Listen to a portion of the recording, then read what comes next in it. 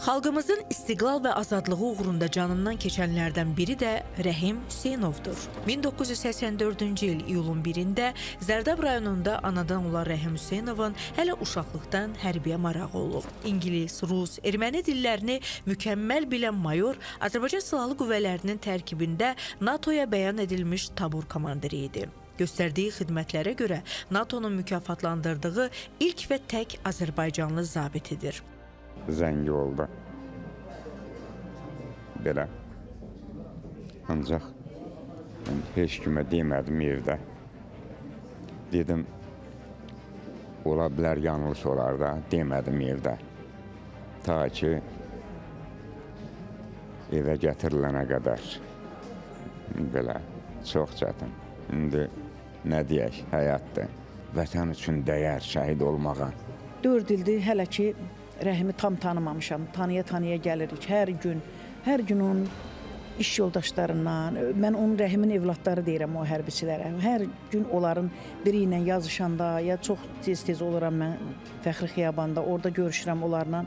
Onların hərəsi Rəhimdən elə bir sözlər deyir ki, mən o şeyləri 4 ildə eşitməmişdim. Rəhim mənim üçün bir fəth olunmaz zirvədir. Ürəklərdə bu qədər yer tapdığın, hələ axtara, hələ zirvələri fəth eləyə gedirik, hələ o Rəhim zirvəsinə qalxmamışıq.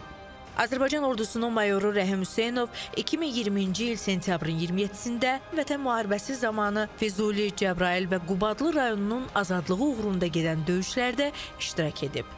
Rəhim istər tabiçiliyində olan hərbi qulluqçulara, istər ki, dostlarına, silahdaşlarına həmişə məsləhət yeri olub, örnək yeri olub. Rəhim haqqında kim nə soruşardısa, nə bilmək istəyərdisə, onu canla başla öz köməkliyini əsirgəməzdi. Rəhimin şəhid olduğu gün 20 oktyabr, o məşəqqətli günü mənim yaddaşlarımdan heç vaxt silinməyəcək. Rəhimin elə bir qəhrəman idi ki, Rəhim elə bir hərbiçi idi ki, onu həm qarşılamaq, həm də ki, onu yola salmaq deyərdim çətin idi. Çətin bir anlar idi, çətin bir günlər idi.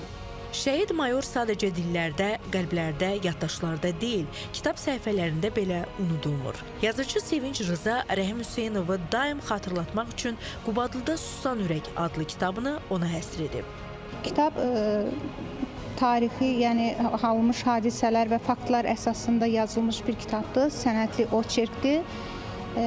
Rəhim Hüseynovun döyüş və həyat yolundan bəhs edən bir kitabdır. Qanları ilə tarix yazan şəhidlərimizi biz qələm adamları tarixdə mürəkkəblə yaşatmalıyıq, mürəkkəbimizlə yazmalıyıq ki, onları unutmağa, unutturmağa qoymamalıyıq. 800 tirajla nəşr olunubdur.